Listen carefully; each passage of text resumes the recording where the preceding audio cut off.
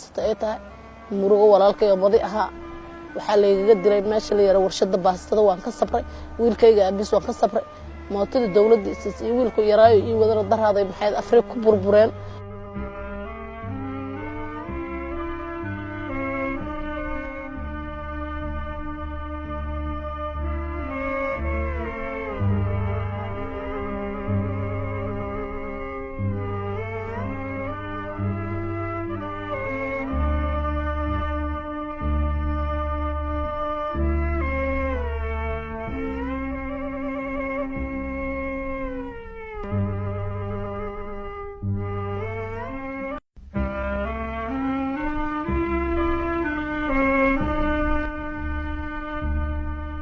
الله يرضى فاطمة حسين محمد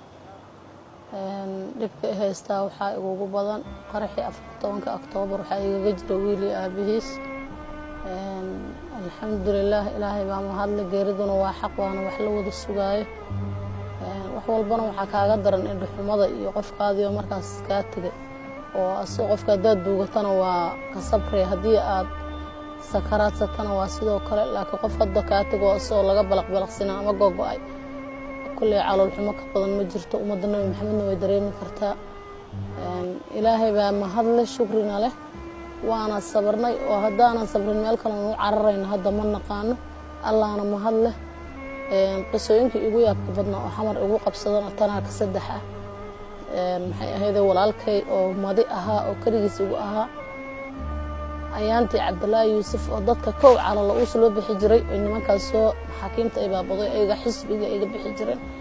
walaalkay kaligiis ugu madi ah horta koow ay dil ku bilaabeen alxamdulillah waa ka sabray waxa igu xigay wiilkayga iyo aabihiis waxa igu xigay wiilkan kale yar oo mootadii iyo waday iyo mootadii ay dawladda nasiisay nagu saaciday oo inta ku kursanay oo ayadana daraad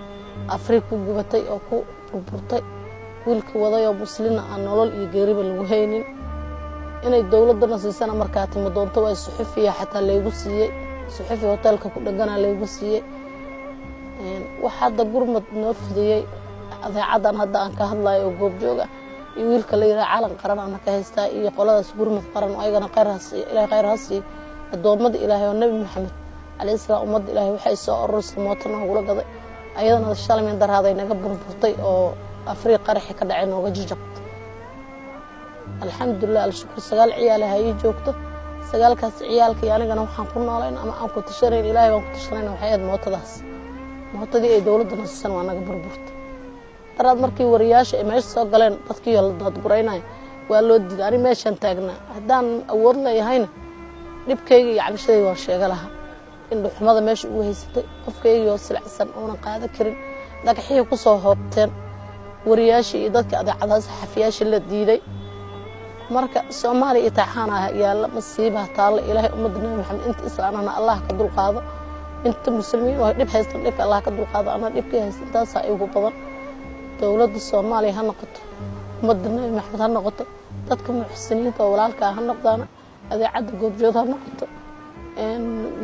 qodan calan qarno horaba noo saacid jirto hadaba ciyaalku wax ay barto ilaahay khayr ha siiyo laba ciyaal wax ay baraan inta kala guriga ay joogaan alxamdulillah alshukr ilaahay baa ma hadla dibka haysto intaas ummadna maxamed oo khaasiyan khayrka jecel oo muxsiniinta waxa uu sheegay agoomahaas mootada lagu shaqeynay oo dawladda Soomaaliya ay haddana darada Afrika iga burburtay wax aan haysto oo ilaahay abuurana male waxna dhaxtay qaxootiyan dhaxtagana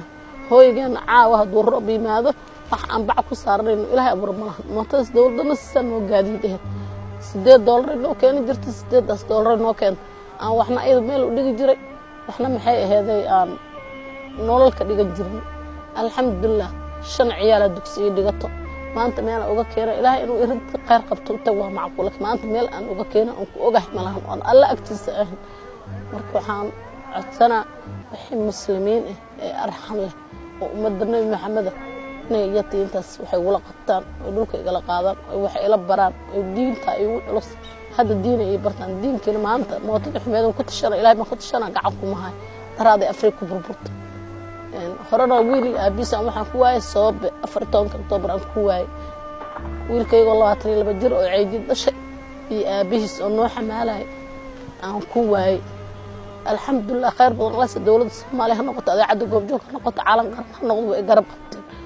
alxamdulilah alshukr laakiin mootadii la gaday ee ku xamaalnay maanta waa waayay awlaadeedii tinta wax meesha male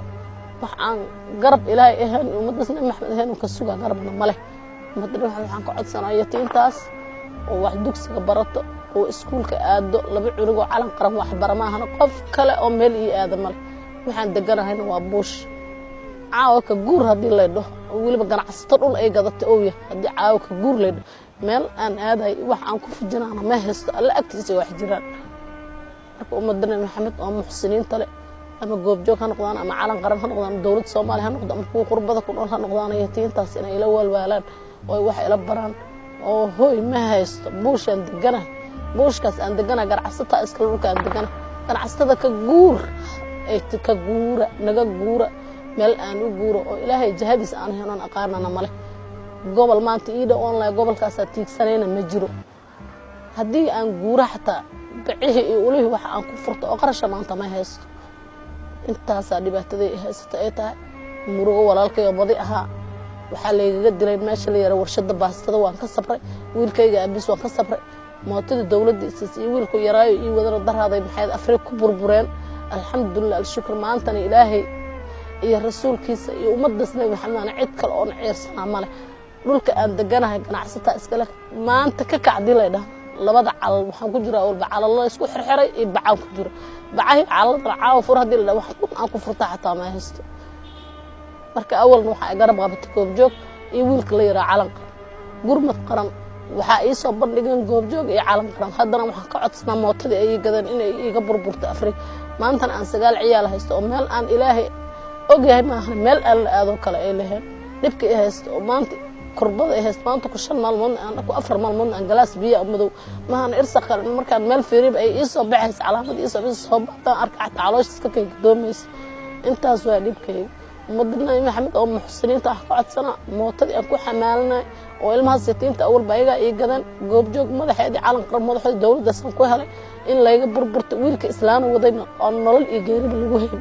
intaas culayskayga ummadda Nabi Maxamed aan u sheegay ilaahan u sheegay rasuulka aan u sheegay ummadda Nabi Maxamed muxsiniinta aan u sheegtay adeecada goobjoog aan u sheegay intaas waa dibkayga furay waa 8 eber 9 97 74 waa